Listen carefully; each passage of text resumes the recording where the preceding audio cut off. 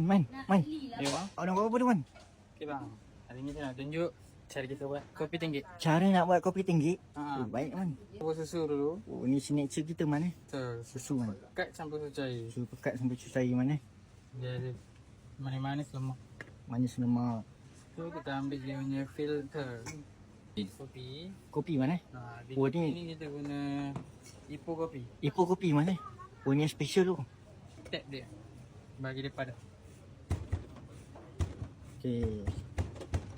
Kita ambil filter dia ni. Kita ada filter juga. Okey. Tapi dia punya bin tu lah. Oh, baik.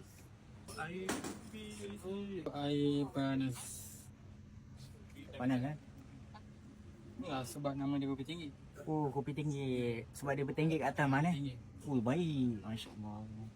Dia turun cun-cun-cun lah. Cun-cun-cun lah. Okey. Kita dah siap. Dah siap, Man. Lepas tu kita tutup. Oh, baik. Okey. Okay, cara minum dia. Angkat penutup dia kat sini. Okey. Keluar dulu. Angkat filter. Oh, angkat filter. Letak sini. Oh, tu buat alas, Betul kacau? Oh. So, kacau. Nampak dia keluar colour. Minum. Oh, dah boleh minum, Betul. Oh, okey. Okay, je, senang je. Sini kat mana dapat, Man?